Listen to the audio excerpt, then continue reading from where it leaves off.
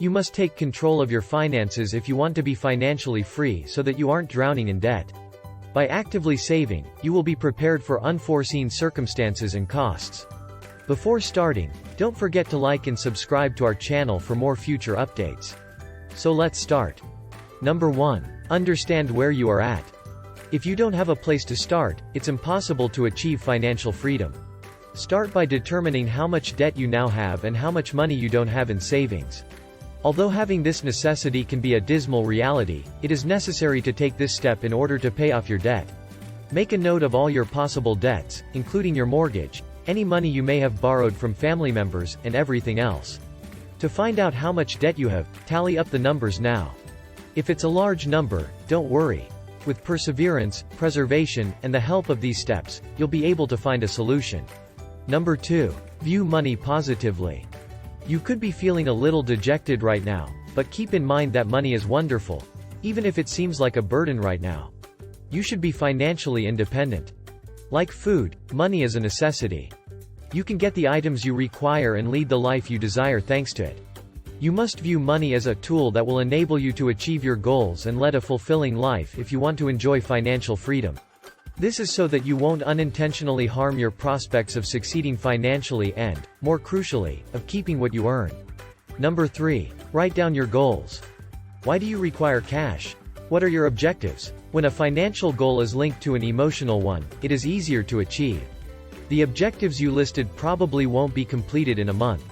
A year, however, is a sufficient amount of time to allow you to track your advancement towards your objectives. Additionally, achieving financial freedom is made a million times easier by having a clear grasp of your goals. Make sure your objective is linked to a specific figure that you want to achieve.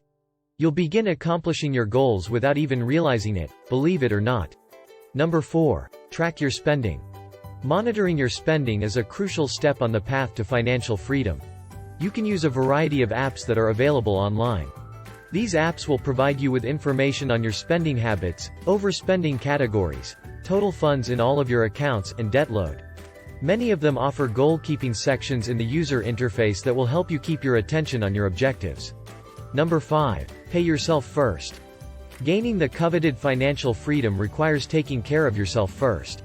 Simply put, this implies saving a certain amount of money before making any other payments.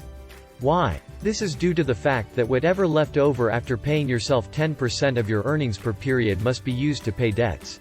If you don't have enough money to pay those bills, you'll have to work a second job to offset the shortfall. Paying yourself first ensures that you are consistently setting aside funds to invest in yourself. By doing the contrary, you only receive what is left over, which is frequently insufficient to enable you to save money and achieve financial independence. Number 6. Spend less. Reducing your consumption can actually help you become richer. Spending less benefits you in 2 ways. One is that you'll have more money to save for financial independence. The second is that you'll come to realize that you truly require a lot fewer items to survive, which enables you to save more money. Number 7. Buy experiences, not things. Do the things you purchase ultimately make you happier?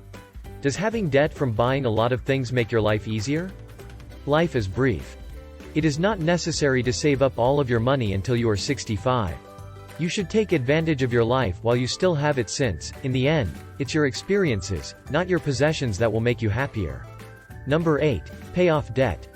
After making their final debt payment, a lot of people experience the same feeling of relief.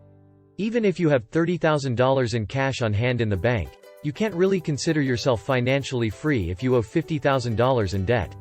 You're still down by $20,000 right now. Paying someone else moves you closer to financial freedom, even though it's not as glamorous as having money in the bank. An enormous burden is lifted off your shoulders when you pay off a large debt. You see an increase in your bank account balance after paying off your debt. Number 9. Create additional sources of income.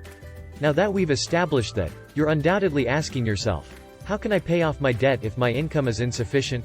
You will have to make some sacrifices if you're serious about achieving financial freedom. Your 9-to-5 job might not be enough. If so, you must take action and hunt for work outside of your current position to earn money. 7 different sources of income are advised by some experts. If you now work a 9-to-5 job, congrats! There are just 6 more to go. Number 10. Invest in your future. The final advice for achieving financial freedom is crucial. Say you follow the suggestions and guidance in this video, pay off your debt, and increase your savings. That might be sufficient to assist you at this time, but what if something unexpected occurs? Are you going to be ready for it? It's crucial to save money for retirement, unforeseen bills, and other contingencies. Whether you work a 9-to-5 job, ask your employer if they can add a retirement plan or see if they already deduct money from your pay for one. Since the deduction is made before the money actually leaves your account, you never feel as though you are losing money. It's also very fun to check on it occasionally and see how your savings are doing. Next, you should set aside funds for an emergency fund. Depending on the expert, $10,000 is acceptable or 6 months of your earnings. And to be honest, if you don't make a lot of money, such amounts could seem excessive. Start with a target you can afford instead, like $100 for the first month. Additionally, if your income grows, start raising your objective to $500 per week, $500 per month, and so on. Don't use your emergency fund to pay down a large credit card bill if you've overspent. Instead, focus on finding other ways to earn active income so you can pay it off more quickly. This is it for today's video. What do you think of our video? Feel free to share your thoughts in the comment section below. Don't forget to like and subscribe to our channel for more future updates. Thanks for watching.